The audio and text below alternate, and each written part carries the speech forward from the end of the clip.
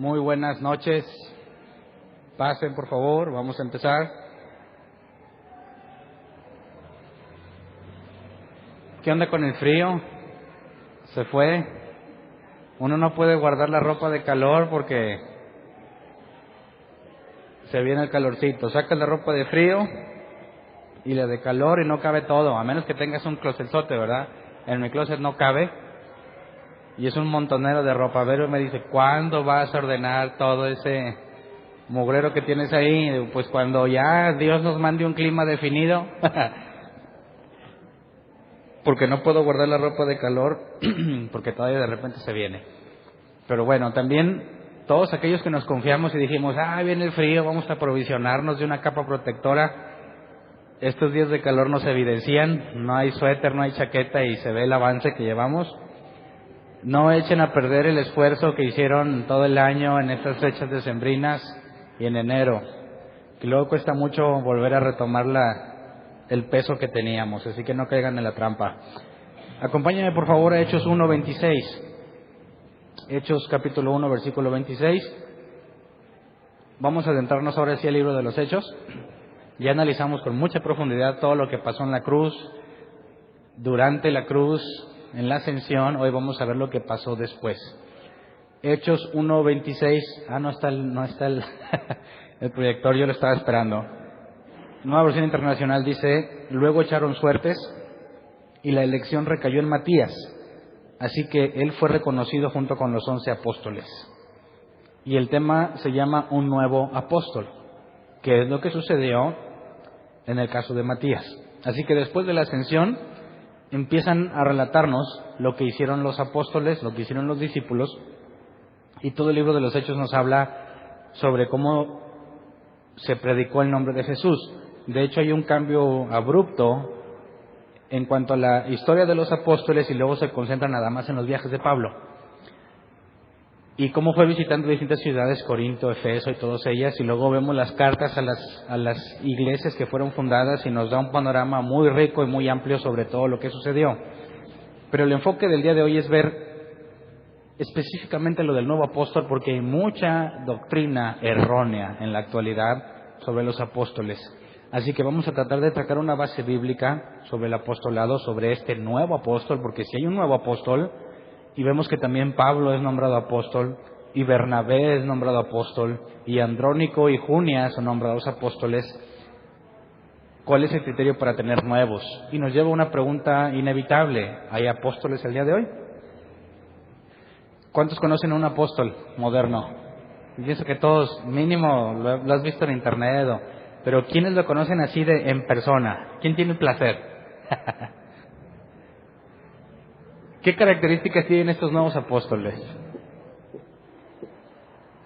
Eso que hacen, ¿está apoyado en la Escritura? Ellos aseguran que sí, que está apoyado en la Escritura. Así que la idea es tomar una postura bíblica, analizando la Biblia, solamente determinar qué pasó con Matías, qué pasó con Pedro, Bernabé, Andrónico, Junias, porque algunos aseguran que Junias es nombre de mujer, así que es Andrónico y Junias, posiblemente en femenino, porque la traducción permite traducirse, pero en la palabra griega permite traducirse en masculino y en femenino, así que también tenemos a las apóstolas. Entonces, Junias era ejemplo de una apóstola o no. Así que el tema de hoy va a estar interesante para todos aquellos que tienen interés en los apóstoles modernos. Y vamos a pisar callos, bíblicamente hablando, ¿verdad? No con mala gana. Así que empecemos a entrar en el contexto. Vamos a Hechos 1, 9 al 14, para entender qué es lo que está sucediendo y cómo es que Matías viene a ser un nuevo apóstol. Dice Hechos 1, 9 al 14, habiendo dicho esto, o sea, Jesús está ascendiendo, ¿verdad? Dice, habiendo dicho esto, mientras ellos lo miraban, fue llevado a las alturas hasta que una nube lo ocultó de su vista. Ellos se quedaron mirando fijamente al cielo mientras él se alejaba. De repente se les acercaron dos hombres vestidos de blanco que les dijeron, Galileos, ¿qué hacen aquí mirando al cielo? Este mismo Jesús que ha sido llevado de entre ustedes al cielo, vendrá otra vez de la misma manera que lo han visto irse. Así que la segunda venida de Cristo será exactamente igual. Luego dice el versículo 2, entonces regresaron a Jerusalén desde el monte llamado de los Olivos, situado aproximadamente a 1 kilómetro de la ciudad. Cuando llegaron, subieron al lugar donde se alojaban. Estaban allí Pedro, Juan, Jacobo, Andrés, Felipe, Tomás, Bartolomé, Mateo, Jacobo, hijo del Feo, Simón el celote y Judas, hijo de Jacobo. Todos en un mismo espíritu se dedicaban a la oración, junto con las mujeres y con los hermanos de Jesús y su madre María. ¿Quiénes eran los hermanos de Jesús?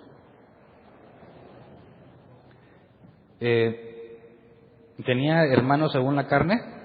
Bueno, medios hermanos, ¿no? Eso sí, asumimos que María tuvo más hijos. Ahora, teníamos, y analizamos un suceso anterior, ¿no? Cuando le dicen, Jesús, tu madre y tus hermanos te buscan.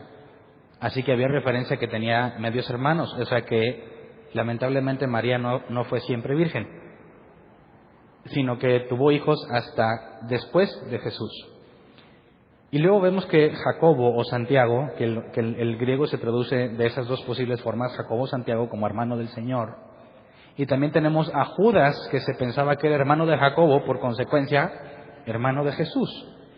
Los historiadores y los especialistas en los escritos originales utilizan a Jacobo o Santiago, la carta a Santiago, que es el mismo Jacobo al que se le apareció, hermano del Señor, es una fuerte evidencia para asegurar que Jesús realmente resucitó, porque su hermano Jacobo, que seguramente estuvo entre aquellos que querían ir a llevarse a Jesús a su casa porque pensaban que estaba loco, que por eso Jesús no lo recibió, tendríamos que a este se le apareció, según Pablo nos dice en el capítulo 15 de 1 de Corintios, que se apareció a los 12, ¿verdad? Y luego a Jacobo. Entonces tenemos a uno que convivió con Jesús toda su vida, que no creía en Jesús y creyó después de que lo vio resucitado. Así que es una evidencia muy importante y contundente sobre la resurrección de Jesús, porque ¿cómo harías para que un escéptico, que también tenemos a Pablo como escéptico, a un escéptico cuyo, digamos, imagínate que se habrá sentido ser hermano de Jesús, ¿no?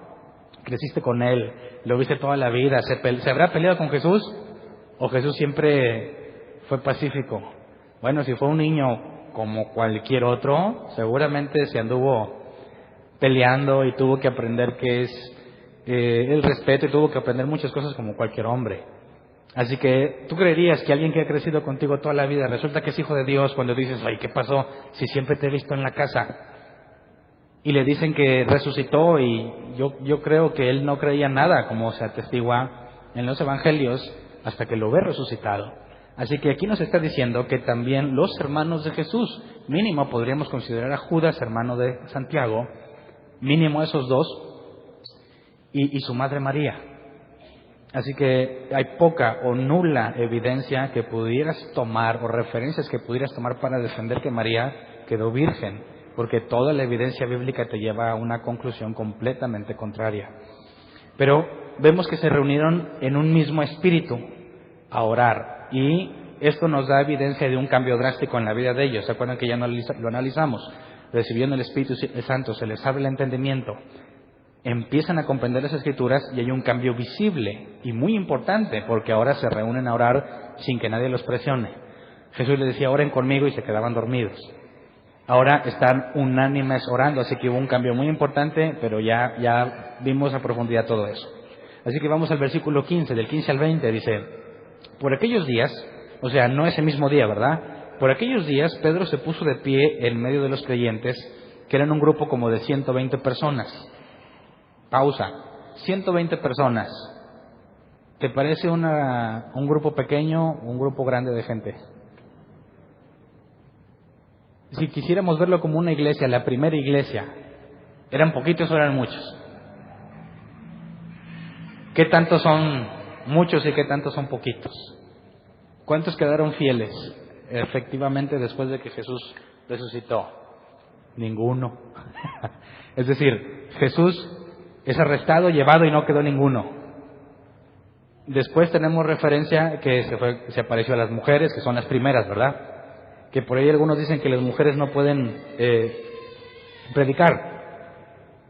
Y estoy de acuerdo en parte.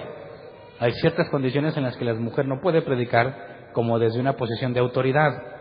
Y después nos meteremos en ese asunto. Pero las primeras que predicaron, ¿quiénes fueron? Las mujeres. Las primeras que predicaron a Jesús resucitado fueron las mujeres. Así que si alguien dice, no, las mujeres no pueden predicar, bueno, entonces ¿por qué Jesús escogió como las primeras en predicar a Jesús? como resucitado a las mujeres. Así que hay una diferencia entre lo que las mujeres pueden predicar, que está permitido y plenamente válido en toda la Biblia, y hay ciertas características o ciertas circunstancias en las que no puede, que lo veremos más adelante, pero de entrada, también había mujeres ahí reunidas, ¿verdad?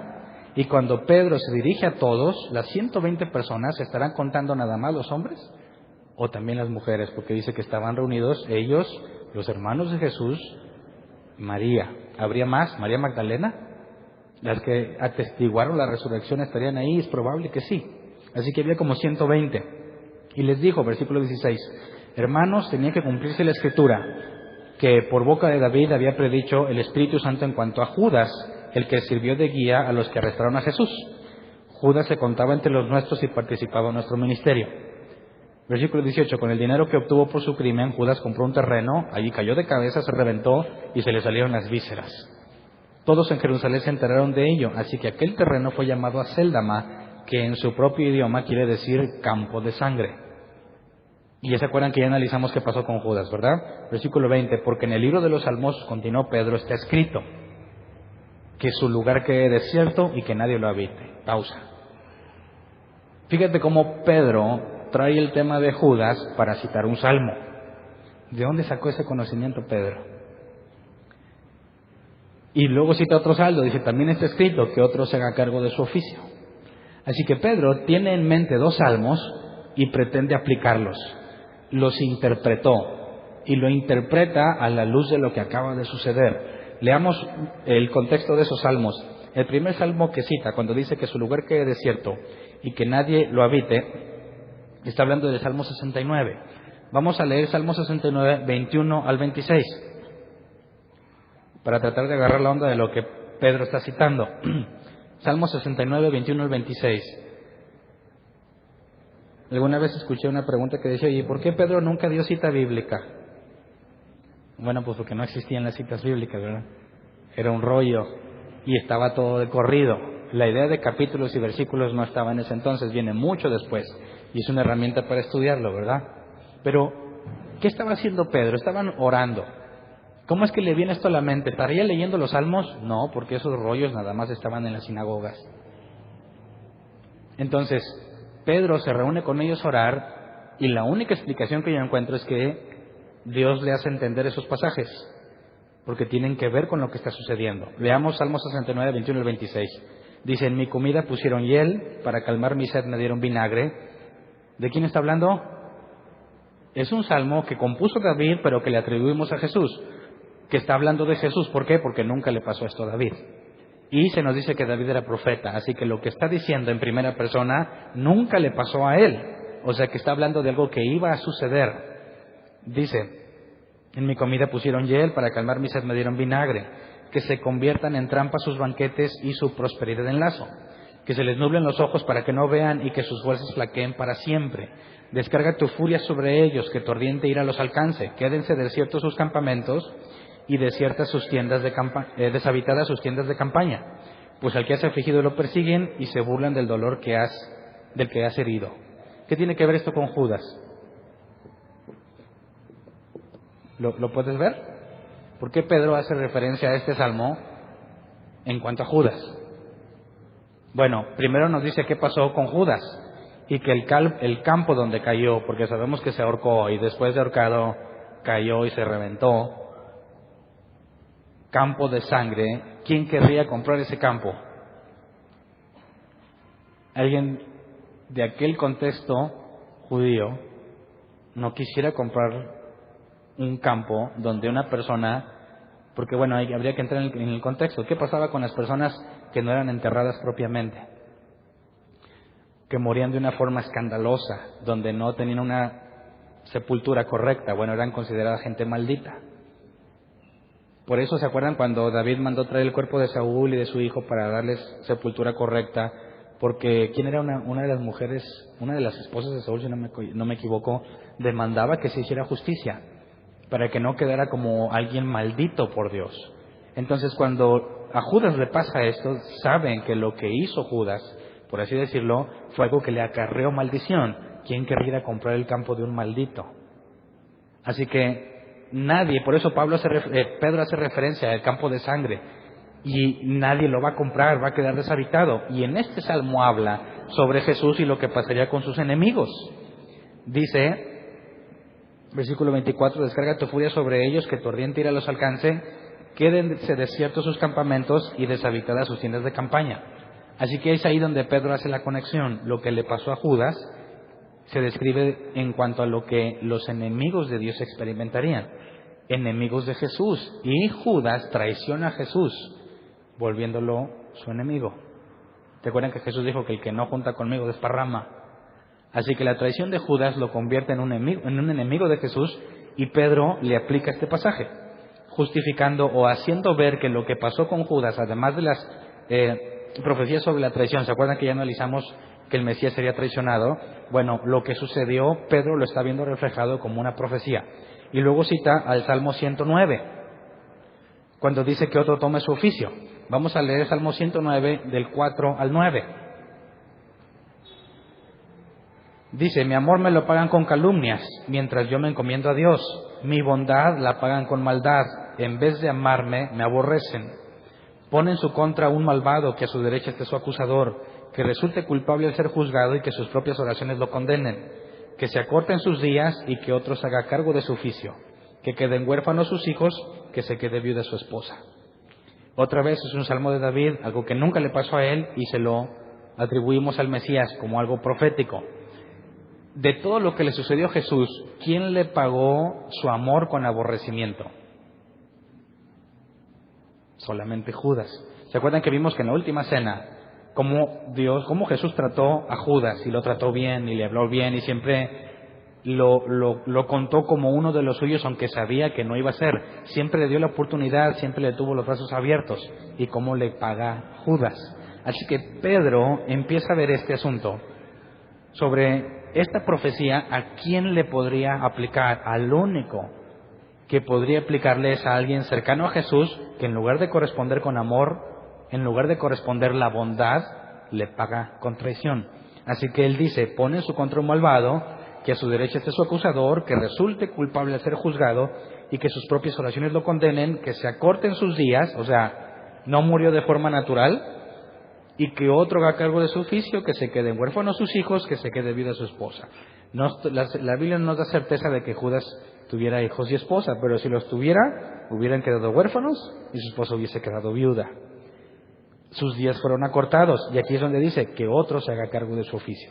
Así que si esto estaba profetizado sobre uno que le pagaría mal al Mesías, entonces Pedro saca conclusiones. Que otro se haga cargo de su oficio. Lo toma como una instrucción.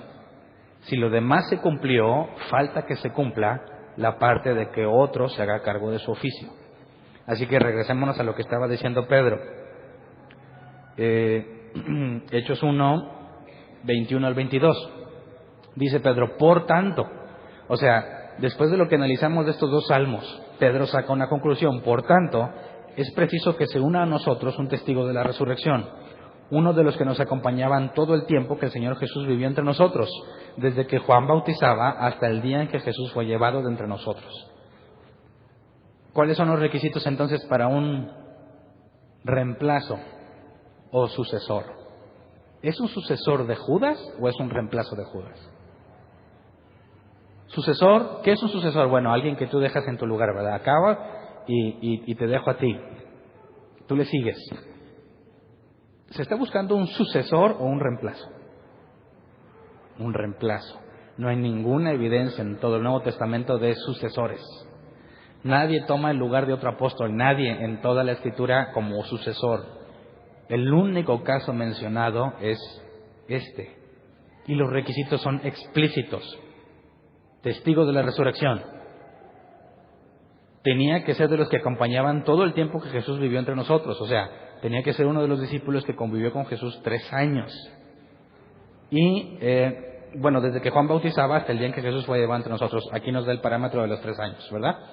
Entonces, 2 características importantes. Testigo de la resurrección. ¿Cómo podía ser testigo de la resurrección? Tuviste que ver a Jesús resucitado. ¿Se acuerdan que cuando Jesús ya apareció La primera vez no nada más estaban los dos, faltaba Tomás, ¿se acuerdan? Pero había más discípulos. Y luego después vimos cómo las apariciones de Jesús fue a los que estaban en el lago de Genezaret, a más de 500 a la vez, y luego a Pedro, a Jacobo, y luego Pablo dice que era el último, pero ahorita vamos a ese punto. Entonces, honestamente, el día de hoy, ¿alguien podría tener estos requisitos? ¿Sí? Bueno, ver a Jesús resucitado pudiera ser, no lo sé. Yo no sé quién puede decirle a Dios, tú no te puedes aparecer a nadie ya. No habría forma de negar que pudiera ser. Pero que haya estado con Jesús desde que se bautizó hasta que murió, eso es imposible. Imposible. Así que el requisito para ser apóstol solo lo podrían cumplir los que vivieron ahí. ¿Pablo lo cumplía? Tampoco. Porque aunque eran contemporáneos, Pablo nunca anduvo con Jesús, ¿verdad? Muchos se preguntan, ¿dónde andaba Pablo? ¿Todo el mundo conocía a Jesús? ¿Por qué no tenemos nada de Pablo al respecto? Y muchos piensan, sobre todo los historiadores, que estaba estudiando o que no estaba ahí y que le contaron nada más, pero que propiamente no tuvo ningún encuentro con Jesús hasta cuando iba camino a Damasco. Así que, bajo estos requisitos, dice el versículo 23, así que propusieron a dos, a José llamado Barsabás, apodado el Justo, y a Matías. Los propusieron, ¿quiénes? ¿Quiénes propusieron? Bueno, si tomamos solamente lo que la Biblia dice, ¿se acuerdan cuando más adelante nos va a decir que necesitan personas que sirvan a las mesas? ¿Y quién los eligieron? Pues la iglesia. Así que de entre los que estaban ahí, entre los 120, tuvieron que decir, bueno, ¿quién cumple estos requisitos? Pues seguramente los 120. Muy probablemente los 120.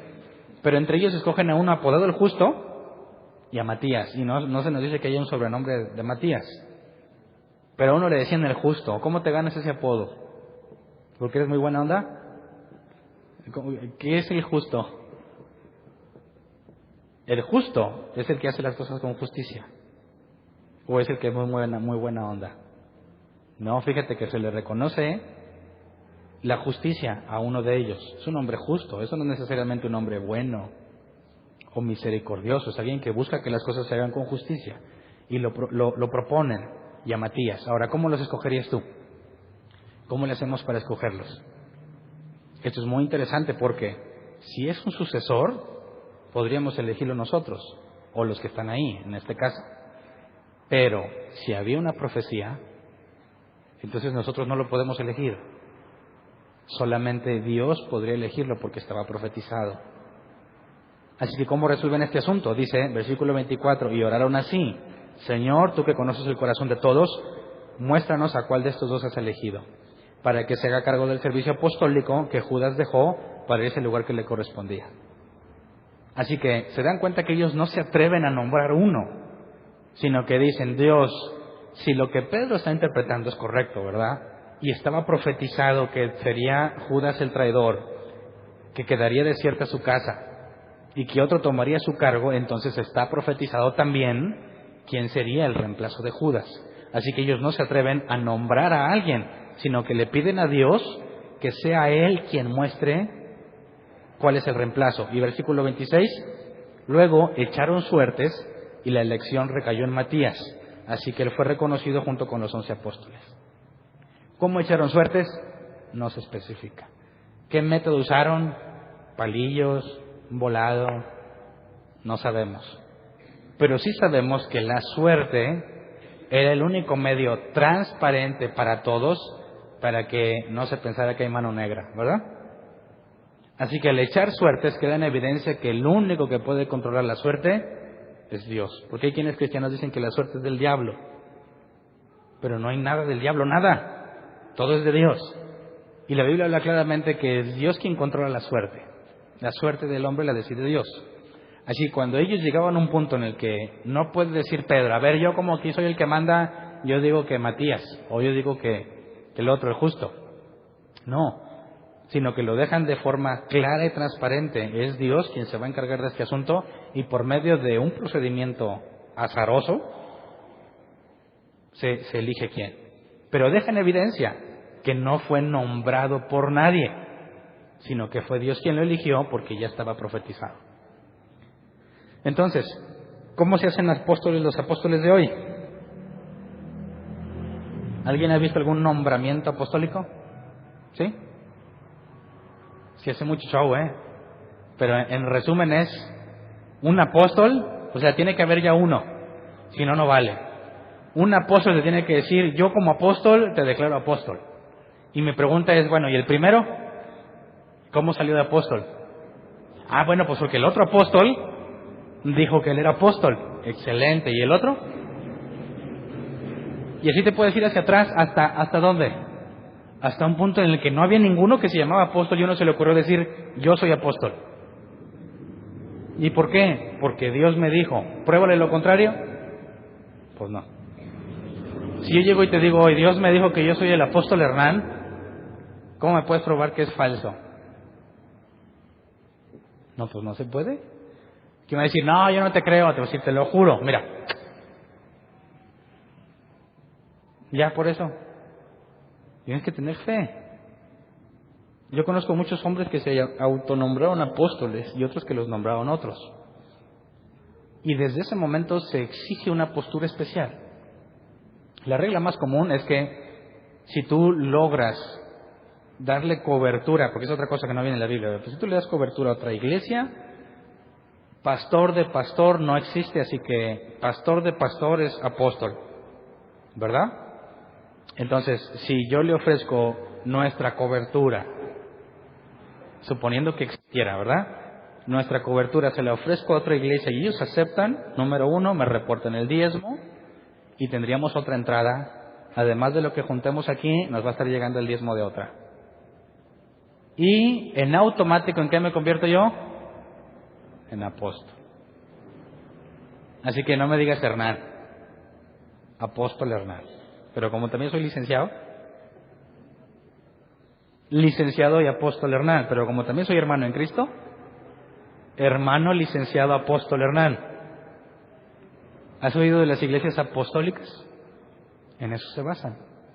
Las iglesias apostólicas tienen la doctrina de la cobertura, porque sin cobertura no hay apostolado, ¿verdad? Si tú les demuestras que no hay cobertura, se acaba su apostolado. El punto es, ¿cómo podríamos bíblicamente tomar una decisión? Porque tú ves a muchos hombres que se llaman apóstoles y que supuestamente hacen muchos milagros, ¿verdad? La gente cae y le soplan y pasan muchas cosas. Lo extraño es que todas esas personas no son bíblicas. Y a pesar de que el Espíritu Santo los tumba y los tumba y los tumba, siguen siendo unos ignorantes de la Biblia.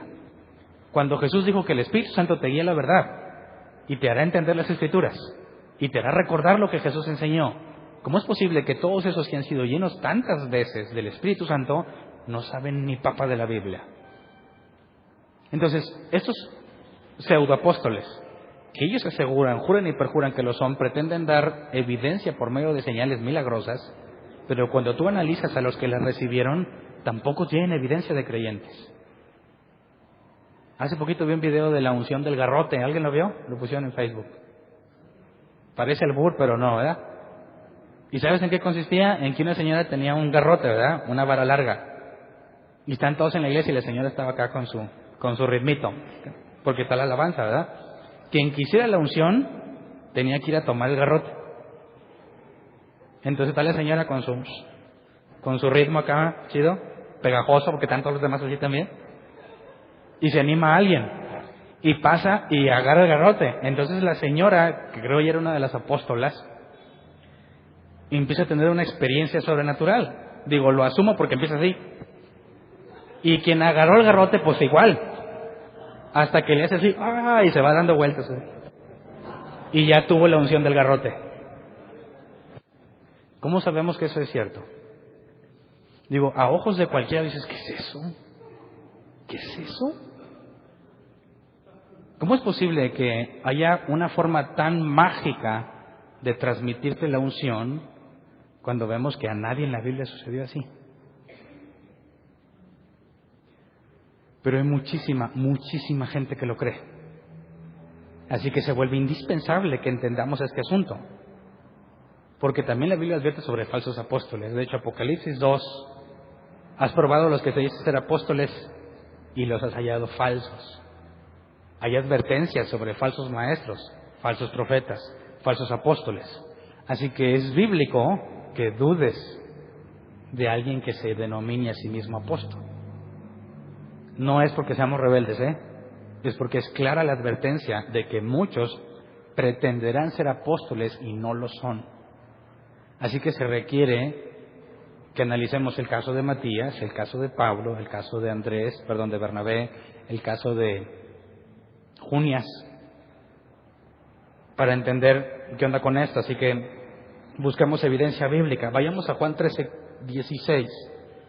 Juan 13:16. Hay más funciones, nomás me acordé de la del garrote porque acabo de verla. Dice, ciertamente les aseguro que ningún siervo es más que su amo y ningún mensajero es más que el que lo envió. ¿Qué tiene que ver esto con los apóstoles? Bueno, que en el original la palabra mensajero es el griego apóstolos,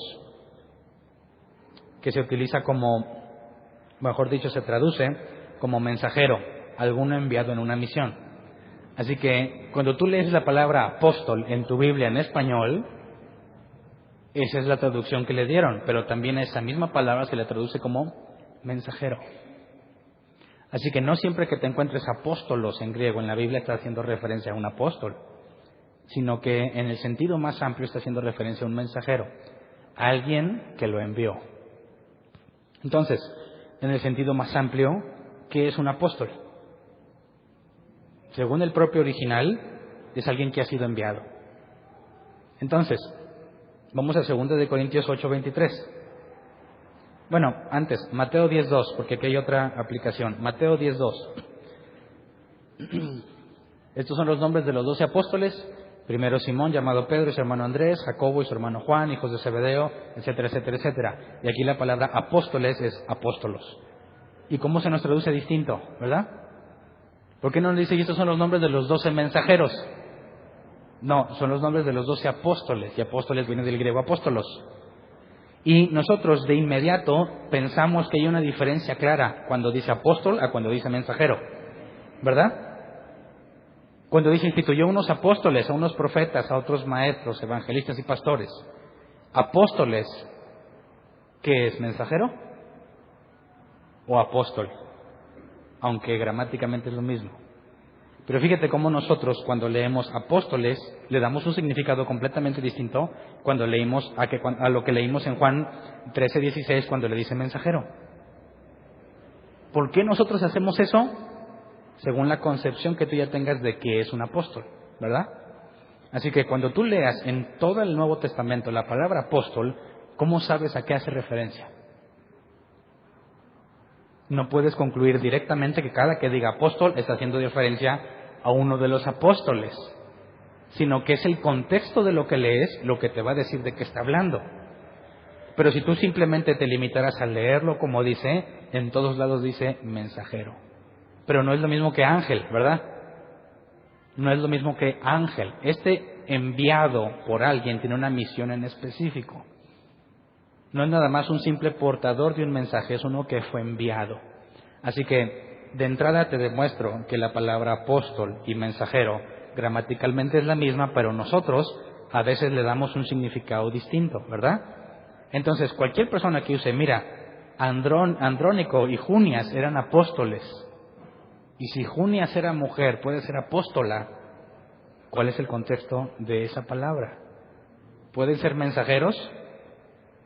Sí. ¿Una mujer puede ser mensajero? Sí. Las primeras mujeres que anunciaron la resurrección de Jesús eran apóstolas. Pero los apóstoles de hoy no se ven como simples mensajeros, se ven como quienes mandan sobre todos los demás. ¿De dónde viene esa idea entonces? Si la palabra no te da esa idea, no lo sacas de ahí. Entonces hay quienes dicen, yo soy apóstol y por consecuencia soy la máxima autoridad. ¿De dónde lo están sacando? Ahorita vamos a ver unos ejemplos, pero no lo están sacando del original, que es un mero mensajero, ¿verdad?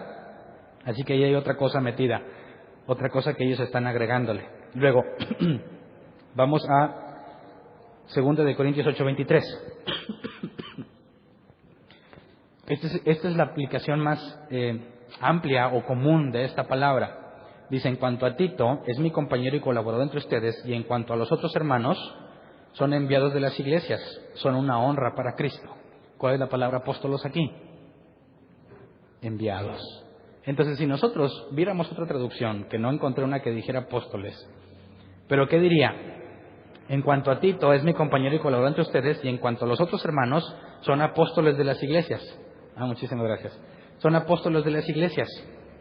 Son una honra para Cristo. Entonces dirías, ya ves, había muchos apóstoles. ¿Sí o no? O había muchos enviados. Así que, fíjate cómo aquí se nos traduce que en cuanto a los otros hermanos son enviados. Ok, ¿por qué enviados y por qué no apóstoles? Bueno, porque el contexto vemos que en determinadas circunstancias, como a la iglesia de Jerusalén, enviaba algunos con cartas, y esos eran apóstoles. En el caso de Pablo y Bernabé, que eran los que se encargaban de recoger la ofrenda para Jerusalén, eran apóstoles, enviados. Pero entonces, ¿hay diferencia entre los 12 apóstoles y estos que eran enviados de las iglesias?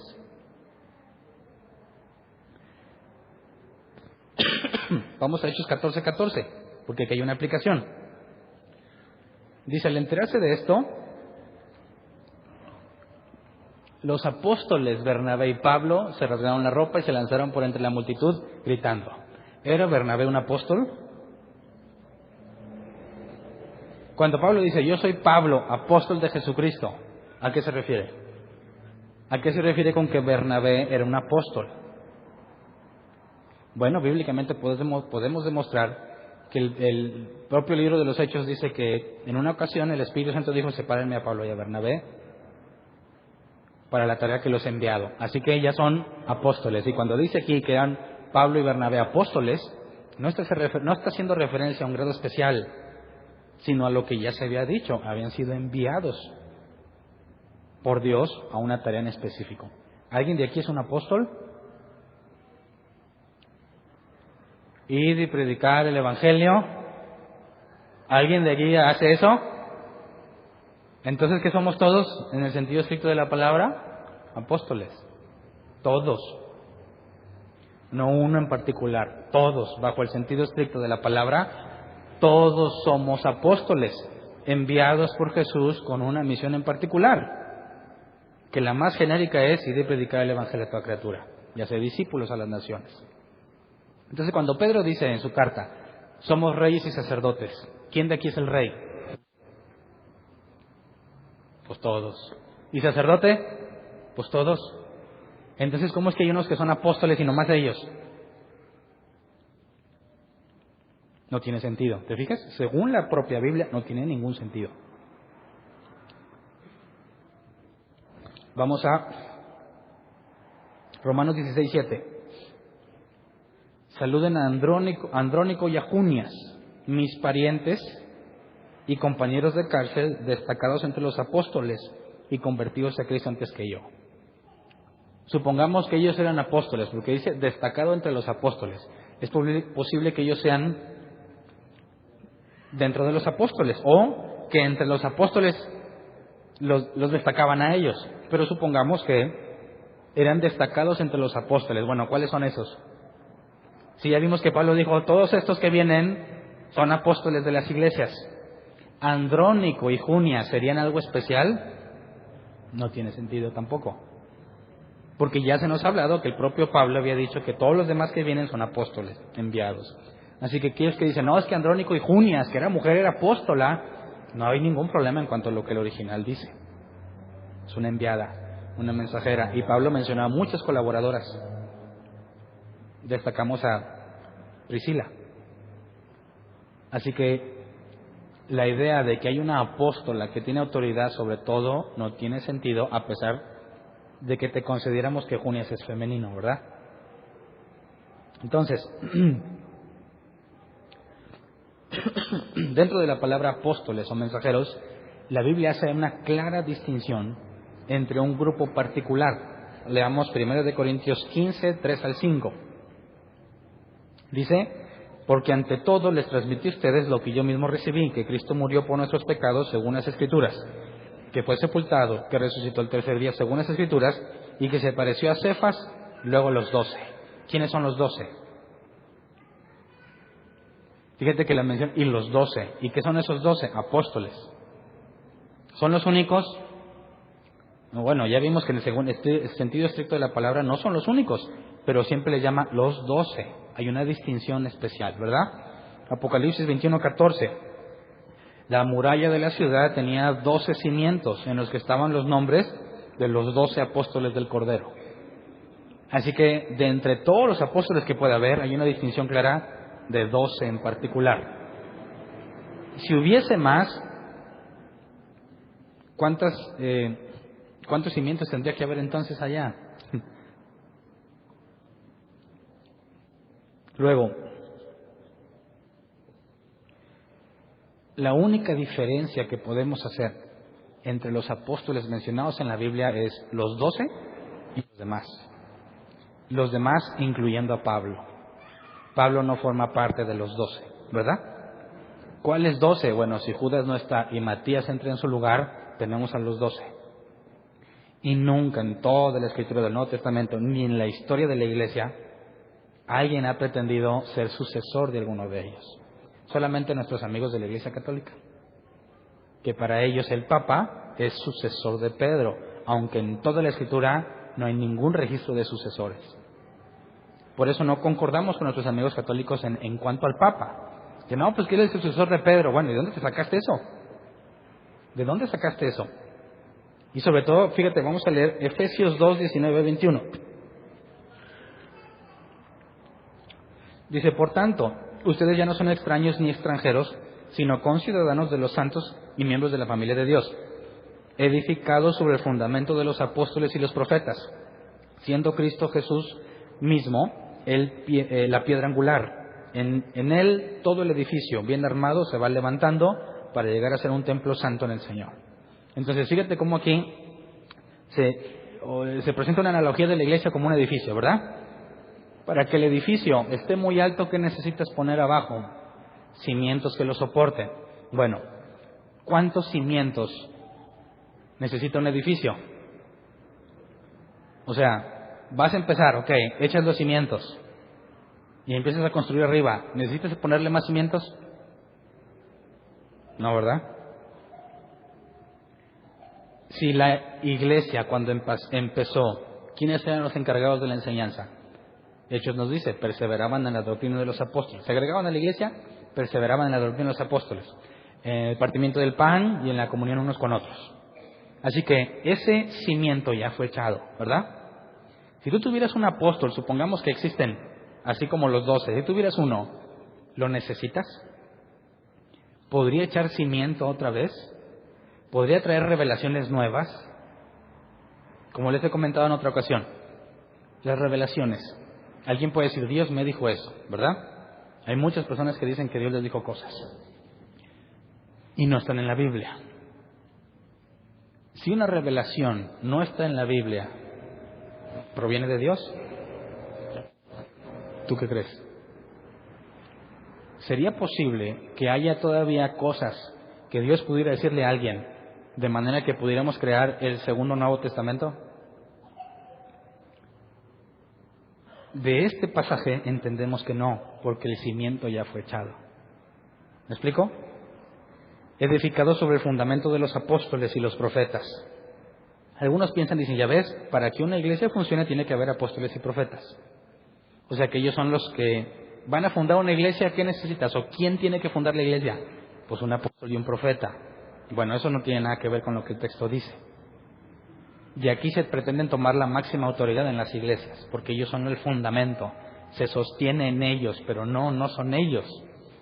Fue echado el fundamento, lo que la iglesia primitiva enseñó, lo que los apóstoles enseñaron.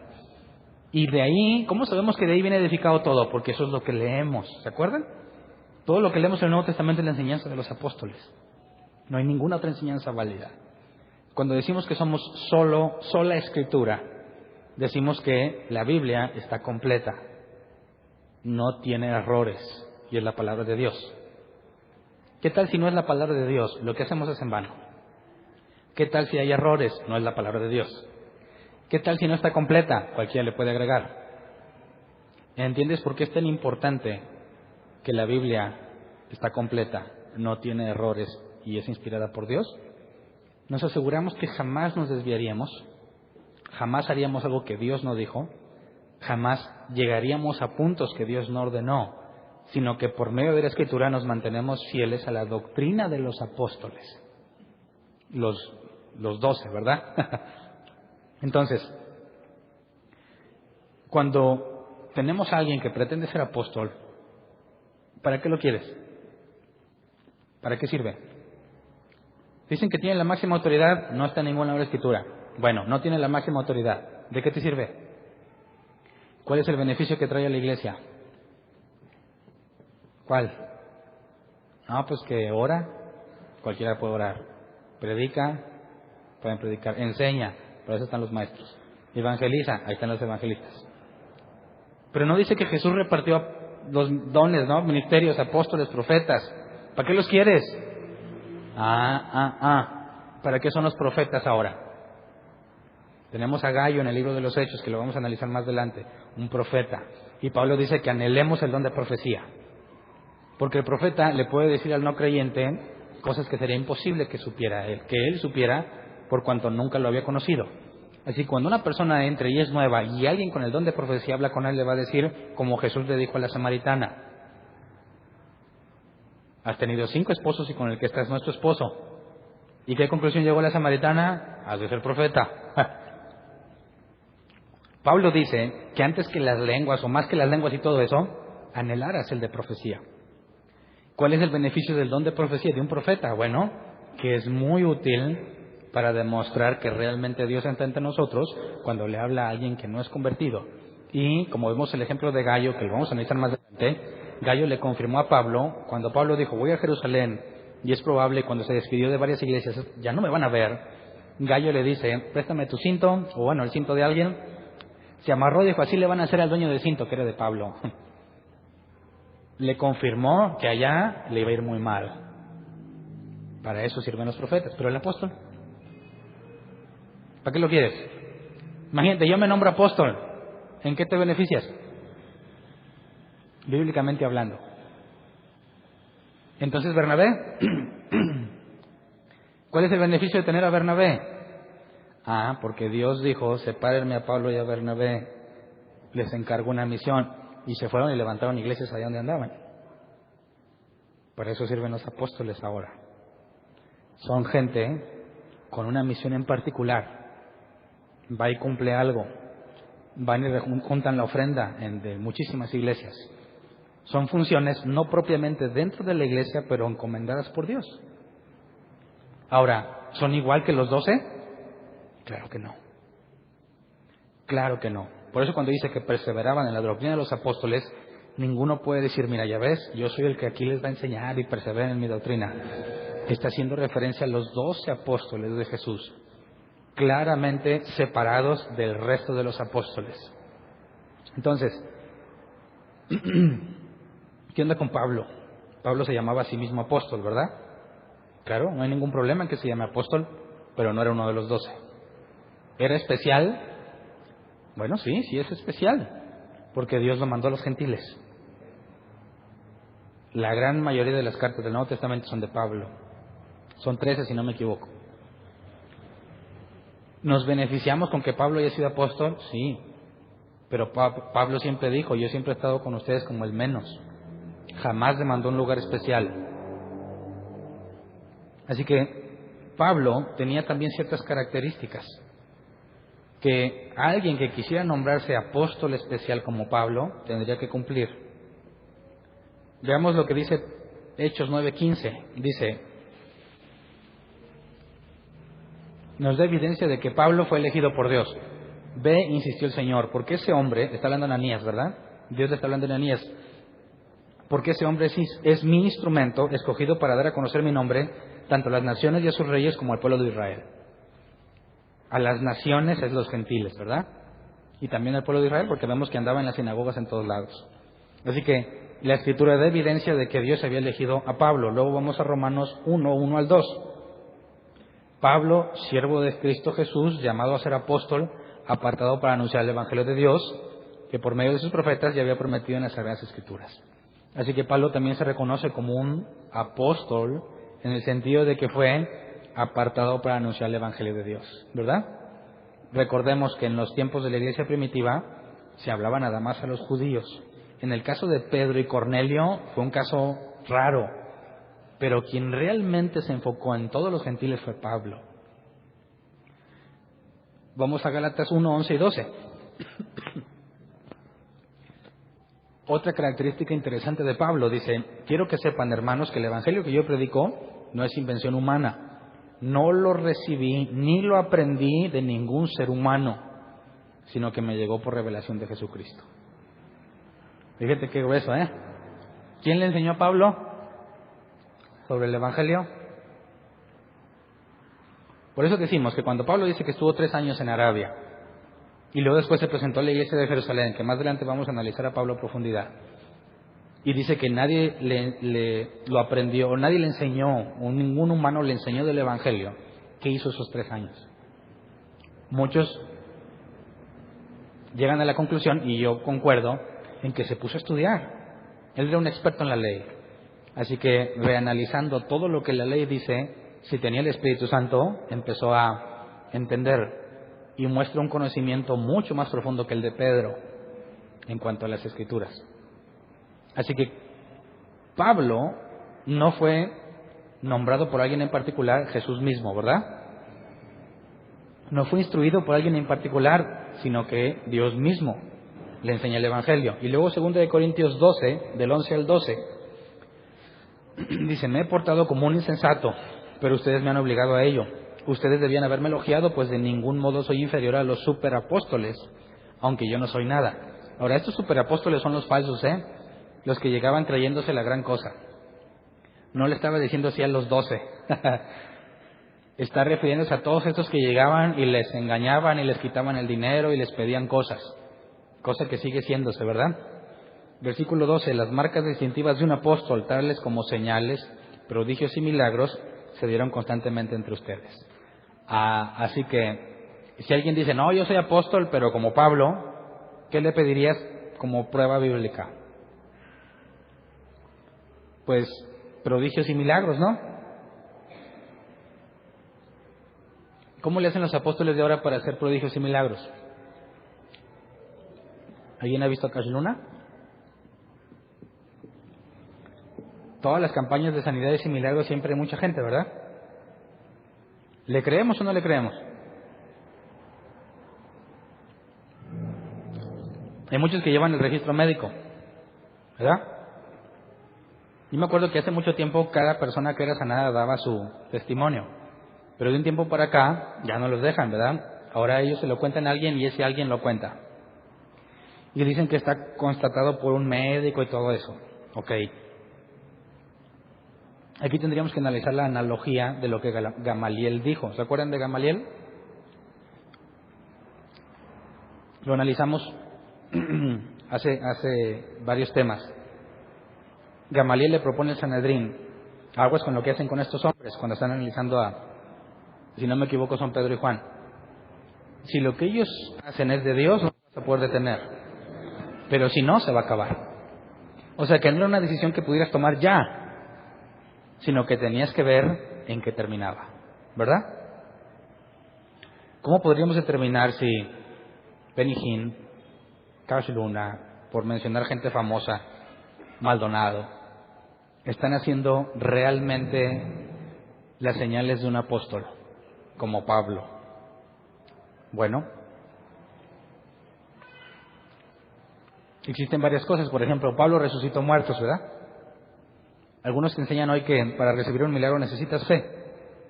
¿Cuánta fe tenía el muerto? No puede tener fe.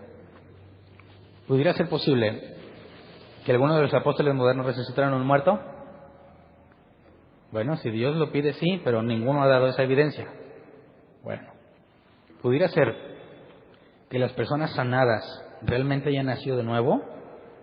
De manera que lo que recibieron da evidencia de que fue algo por medio de Dios. ¿Por qué? De que, según Jesús dijo, si tu ojo te es ocasión de caer, arráncatelo, ¿verdad? Es mejor entrar sin una parte al cielo que completito al infierno.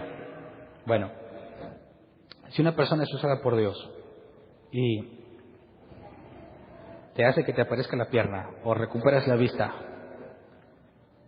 ¿cómo podríamos saber que realmente Dios está salvando a esa persona? Por sus frutos.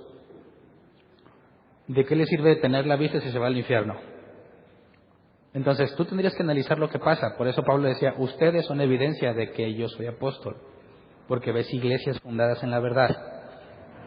¿Cómo le hace un apóstol, bíblicamente hablando, para cumplir con lo que la Biblia enseña en el Viejo Testamento sobre alguien que traía un mensaje de Dios? La primera regla es, se tiene que cumplir lo que está diciendo.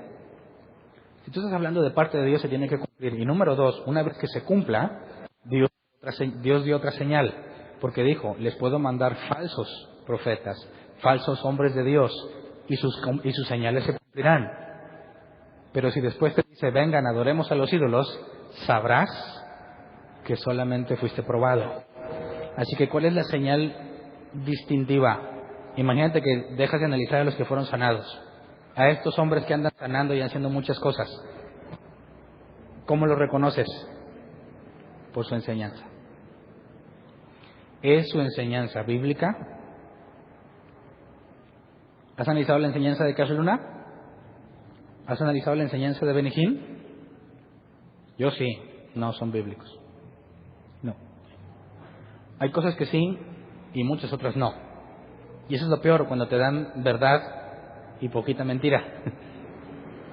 Porque cuando estás así de edad, te están diciendo toda la verdad y le crees. Y ya cuando bajaste la guardia, te meten la mentira. Te dicen, mira que sí, la Biblia y esto y lo otro, y luego le agregan cosas que no dice la Biblia. Y como al principio fueron bíblicos, ya te la creíste. Así que Pablo, como un caso especial y particular, además de las señales milagrosas, tenemos su enseñanza, tenemos el testimonio de que fue llamado, tenemos evidencia de que otros lo reconocían como llamado. Si hoy en día una persona se quiere autonombrar apóstol al nivel de Pablo, tendría que dar la misma evidencia que Pablo. ¿Tú conoces a uno que dé la evidencia esta? No lo conozco tampoco. Así que yo no soy de los que atan o pretenden atar de manos a Dios y decirle no va a haber ningún otro como Pablo. Quizás. Pero jamás de los jamases se despegaría de lo que la Escritura dice. ¿Verdad? Así que 1 Corintios 15:8, cierro con este pasaje, dice, por último, como a uno nacido fuera de tiempo, se me pareció también a mí. Por último, la versión 60 dice, y el último de todos como un abortivo, me apareció a mí. La palabra abortivo es el griego ektroma, que se traduce como nacido al último o abortado. Así que, ¿por qué dice, y al último, como al nacido al último, me apareció a mí? 2 veces al último. O un abortado. A ver, ¿cómo abortado? ¿Por qué dice que abortado? ¿Te parece que la palabra abortado está en el contexto? ¿Abortado tiene que ver con el último? No. Por eso la NBI quita la traducción abortado. Porque alguien que fue abortado es porque no terminó un proceso. Algo que estuvo mal. Pablo no está diciendo que él fue nombrado apóstol porque algo estuvo mal. Por eso lo traduce como un nacido fuera de tiempo, haciendo referencia al último, fuera del tiempo que de los demás, ¿verdad? Al último, se apareció también a mí. Pablo sabe que su condición es rara, no es igual que los 12, pero defiende que efectivamente fue enviado. Así que, en el caso de Matías, que la Escritura no nos dice nada más de Matías, ¿verdad? Qué honor y qué privilegio saber que Dios te eligió antes de que el mundo fuera creado, y que fue profetizado por medio de David, que alguien que estaba ahí, Judas, porque imagínate que habrán pensado los que sabían que Judas se robaba de la bolsa. Sí, porque Dios lo tiene ahí, si es bien tranza. Lo que le pasa a Judas, ¿qué pensarían de Dios? Los que antes decían que por qué Judas estaba ahí. Ay, pues Dios hizo justicia a fin de cuentas, ¿verdad? Y luego dice, la Escritura dice que vendría otro. Entonces entiendes que la idea de que Judas estuviera ahí no era algo fijo, sino algo temporal. Y había un propósito con ese Judas ahí. Una vez cumplido, Dios pondría a quien ya había destinado como apóstol. Y eso es irrepetible. No hay ninguno otro como los 12. Ninguno podría tener la encomienda que tuvieron los 12. Así que, bíblicamente, ¿hay nuevos apóstoles? Bueno, separemos. ¿Apóstol de cuál? De los 12 ya no hay, son 12. Hay 12 tronos reservados para ellos, ¿verdad? 12 cimientos. Si tú eres uno de esos, dime dónde te vas a sentar. ¿Vas a llegar el día a ver, Jesús, y mi lugar? Hay 12. ¿Se acuerdan que les pregunté dónde se va a sentar Jesús? Si están los 12 y el trono de Dios, ¿dónde se va a sentar Jesús? Bueno, eso ya lo resolvimos, ¿verdad? Pero si hay alguien que dice que está a la altura de ellos, ¿dónde va a estar? ¿Dónde se va a sentar el pobre?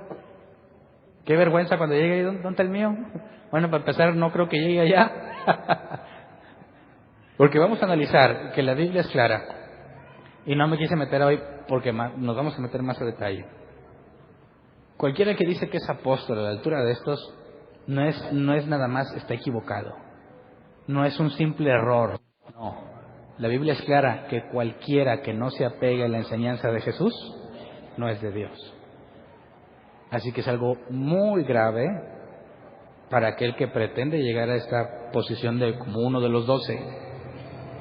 Porque está demostrando que no viene de Dios. Y número 2, dice que el que presente un evangelio distinto sea anatema, maldito por Dios.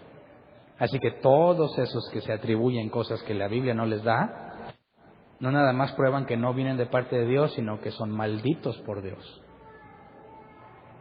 ¿A cuántos admirabas? Sí, oye feo, pero ¿a cuántos malditos admirabas? Es muy grave. ¿Qué hacen las personas escuchándolos? ¿Cómo es que le creen? Bueno, ¿de qué dan evidencia a ellos también? Que tampoco son de Dios. ¿Y qué debemos hacer con todos ellos? Bueno, si Dios los tiene ahí, no es nuestra tarea ir a quitarlos, ¿verdad? Ni tampoco ir a desenmascararlos. La tarea es alertar. Dios tiene un propósito con ellos. Imagínate que tengas aquí mucha gente que está buscando prosperar. ¿Estarían aquí si no les enseñas eso? No. ¿A dónde se van todos esos? Se van con ellos. Y Dios nos hace un gran favor. Lo que tú buscas, estás buscando dinero, te vas a ir a una iglesia donde te predican el dinero. Estás buscando unción y milagros, te vas a ir a una iglesia donde te dan eso.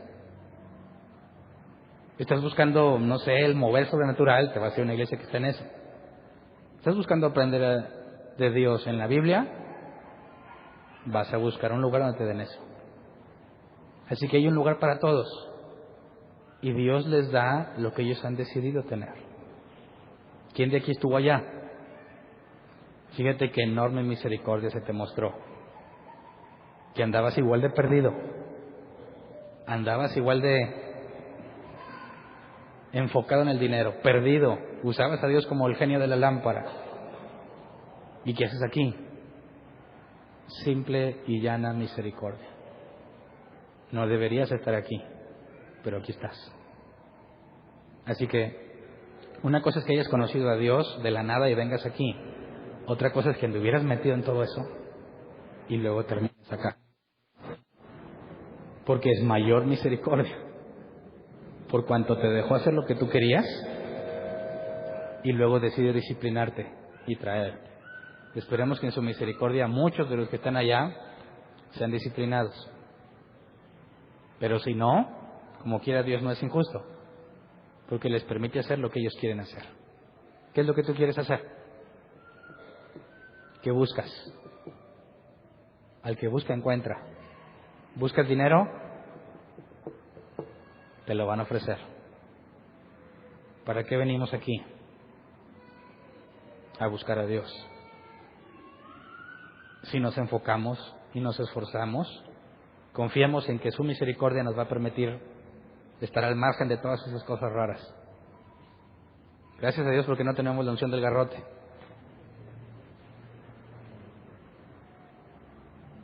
Pero ¿cuántos andaban allá brincando y alguien aquí anduvo en algún tipo de esas funciones? No, la del garrote, ¿verdad? Se me hace que esa es nueva. Ahí hay un valiente que dice que sí. Ya te desgarrotizaron. Yo también andaba metido en todo ese asunto. Pásale que el apóstol y que te va a ungir y que te echan el manto sagrado. Ya me contaron varias historias de terror de que lo que les aventaban y... No. ¿Pero andabas bien feliz o no? ¿Pensabas que estabas haciendo lo que a Dios le agradaba o no? Espero que, al igual que yo, te des cuenta de la enorme ignorancia que tenías. Asegurabas ser hijo de Dios y eres un ignorante de todo lo que la Biblia dice. Es una enorme contradicción. Así que en lugar de sentirnos superiores y en lugar de ir a decirles, no, ustedes perdidos y no sé qué, humíllate ante la mano de Dios, porque tú eres igual o peor. En ninguno de nosotros debe de caber el sentimiento de superioridad, de sentirse más avanzados que ellos o más santos. Eso sería un error tuyo muy grave. Al contrario, humildad y agradecimiento. Y si tienes la oportunidad, explicarles la Biblia a todas esas personas, teniendo como esperanza que Dios le conceda entenderlo y arrepentirse. Pero si no, confiamos en Dios, en que a su debido tiempo, a los que Él ha elegido, los va a traer. Podrán estar en el Islam extremo, pero si realmente son ovejas de Dios, no se van a quedar ahí. ¿Has visto cómo hay muchos musulmanes convertidos al cristianismo? ¿Quién les anda predicando allá? ¿Te has puesto a pensar? Nadie. ¿Sabes cómo no han llegado a la gran mayoría de ellos? Por sueños. Soñaron que Jesús les hablaba. Y ellos empezaron a buscar cristianos. Les hablaron del Evangelio y convirtieron. ¿Quién tomó la iniciativa? Dios. La gran mayoría de los que yo he visto, musulmanes, han llegado por sueños, porque dicen que Jesús se les mostró en un sueño y empiezan a buscar de Dios. Y ahí es donde piensas, lo mismo pasó a mí, ¿verdad? ¿Quién podría jactarse de decir, yo vine a Dios? Oh. ¿Quién podría decir, yo soy apóstol? Yo soy apóstol, como ustedes, ¿verdad? Pero pretender tener una autoridad superior, eso ya es demasiado. Así que vamos a ponernos de pie, vamos a orar.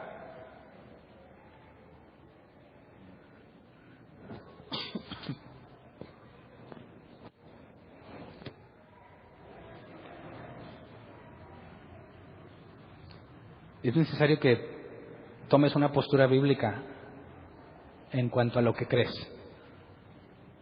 Muchos se llaman cristianos y tienen muchas doctrinas extrañas.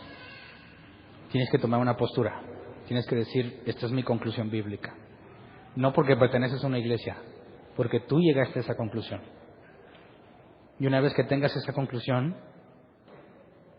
defiéndela cada vez que tengas oportunidad. Pero seguro de que está basado en la Biblia, ¿verdad? Te vas a meter en muchos problemas. Pero eso es lo que Jesús dijo, ¿verdad? Tendréis aflicción. Decir la verdad bíblica te va a costar amigos, te va a costar relaciones, te va a costar la membresía de tu iglesia, ¿verdad? Si estás en una de esas. Te va a costar muchísimas cosas. Se va a hablar muy mal de ti. Van a decir que tú tienes el mismísimo demonio, que eres un destructor de iglesias, enviado de Satanás, que tú nomás buscas rebelarte y no te sujetas a las autoridades. Y todos se ríen porque ya se los han dicho, ¿verdad? Pero acuérdate que la Biblia dice que si a Jesús, fíjate, ¿quién era Jesús? Le dijeron, por el poder de Belcebú hace todo. ¿Qué no te van a decir a ti? Ahora, a Jesús se lo decían sin justificación, a nosotros en muchas tiene razón. Pero tienes que estar dispuesto a pasar por ahí. Es parte de. Así que, en cuanto a todo esto del apostolado y el asunto que quería tocar, toma una postura. Si piensas que no te da suficiente evidencia, investígalo tú. Si puedes, habla con uno de los apóstoles, de los que se llaman apóstoles, y pregúntale de dónde lo sacaste, y te vas a llevar una gran sorpresa. Porque todos los textos que te va a decir no tienen contexto. Pero sal de dudas tú mismo. ¿Me explico? No me hagas caso a mí. Si me ha ganado en algo tu confianza, tómame a cuenta. Bueno, te doy el beneficio de la duda, pero llega tú a la conclusión. Necesitamos personas bíblicas. Necesitamos cristianos bíblicos que aprovechen todas las oportunidades para hablar con esas personas. Me han llegado mensajes de Facebook de las cosas que menos esperabas, personas de las que menos me esperaba diciendo, personas que antes me criticaban mucho, de repente dicen, Hernán, agradezco a Dios por tu vida, porque en uno de esos mensajes por fin entendí. Y te dices, bueno, gracias Dios por su misericordia. Pero de que te van a decir, ¿verdad? Dios quiere que algunos de esos que te dicen, un día los tengas del mismo bando, diciéndote, sí, cierto, yo también pensaba que eras un rebelde, un loco, hijo del diablo. Te la rayamos bíblicamente, o sea, te mandan maldiciones. ¿Alguien ya lo maldijeron aquí? Por favor, levante la mano. Oye, pues, puros malditos aquí. ¿A quién se le cumplió la maldición? Levante la mano. ¿A Mariana? ¿Se cumplió lo que te maldijeron? No. Se quedó atrasada en levantar la mano. Nos han maldicho de muchas formas, de muchas. Gracias a Dios ninguna se ha cumplido. Pero si Jesús hizo maldición por nosotros, con mucho gusto nosotros pasaremos por maldición. Pero necesitas tomar una decisión, ¿ok? Cristianos sin postura bíblica no sirven. A eso que a todos les dicen que sí. Oye, es que mira, yo pienso sí. No, es que mira, ahora yo... Sí. Y no se quieren meter en problemas. Ahí tienen la oportunidad enorme de decirlo y prefieren quedarse callados. No seas cobarde. Si se te presenta la oportunidad, haz como Jesús, que en la casa del fariseo que lo invitó, les dijo a todos los fariseos hipócritas, dime si no es meterse en problemas, porque se presentó la oportunidad. Si tú eres fiel, como dijo Spurgeon, un perro fiel, cuando tratan de agredir a su amo, tira la mordida. Y muchos cristianos ni siquiera eso, ni a perro llegan. Siempre que tengas la oportunidad de la mejor manera posible, habla la verdad bíblica, sabiendo que lo más probable es que les vas a caer bien gordo. Así como te digan, oh, sí es cierto, te vas a sentir bien contento, ¿verdad? Porque no te lo esperabas. Pero si tú llegas esperando ser el Mesías y el Salvador, que les vas a abrir la mente a todos, vas a sufrir graves decepciones. Así que te doy un consejo muy útil. Ve pensando lo peor, para que cuando suceda el milagro, te sientas feliz. Y si no, digas, ya sabía. ¿Verdad? ¿Cuál es el peor medio de un cristiano al predicar el Evangelio? Que le digan que no, ¿sí o no? Pero si tú ya sabes que te van a decir que no, ¿dónde está el miedo? Se va. De hecho, eso es lo que más esperaríamos de las personas. Así que vamos a orar en esto, enfocados en esto. Conforme avancemos en el libro de los Hechos del Nuevo Testamento, vamos a ver muchas cosas de la iglesia actual.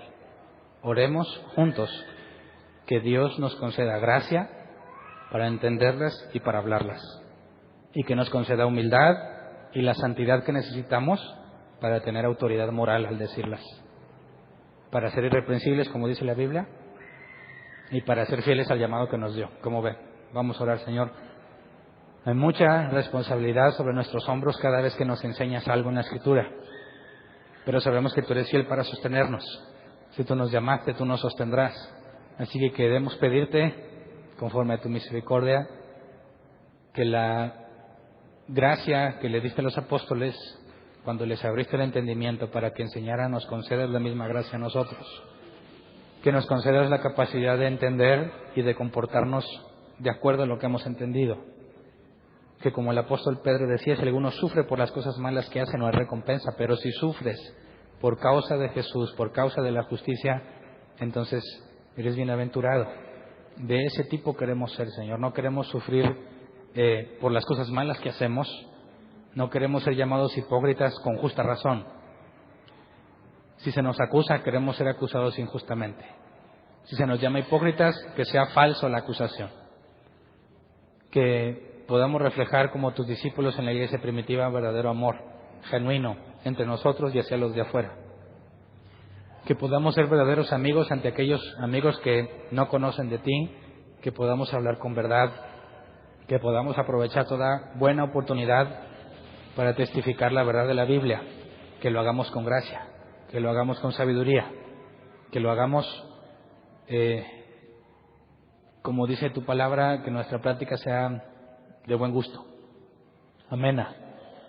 Concédenos paciencia cuando tenemos la oportunidad para no tratar de predicarles todo lo que podamos, sino saber ir poco a poco conforme tu Espíritu Santo nos vaya guiando. Danos paciencia para que todos aquellos a quienes les hemos hablado podamos esperar ver que la semilla que plantamos germine y crezca, Señor, porque tú eres el que da el crecimiento. Permítenos, según tu misericordia, ver a nuestros amigos, nuestros familiares con nosotros, vernos en el mismo entendimiento y en la misma perseverancia bíblica cristiana que hemos aprendido, Señor. Concédenos ver a las personas que amamos con nosotros, según tu misericordia y el tiempo que ha sido señalado. Permítenos no perder la paciencia, ni tratar de comernos todo el elefante, como dicen cuando vemos una oportunidad para predicar tu palabra. Guíanos en todo, Señor. Danos la confianza de que en todo momento tú nos vas a decir qué hacer, cómo decirlo, según la guianza de tu Espíritu Santo. A ti sea la gloria y la honra por todo lo que hacemos y lo que vamos a hacer en tu nombre. Gracias. Amén.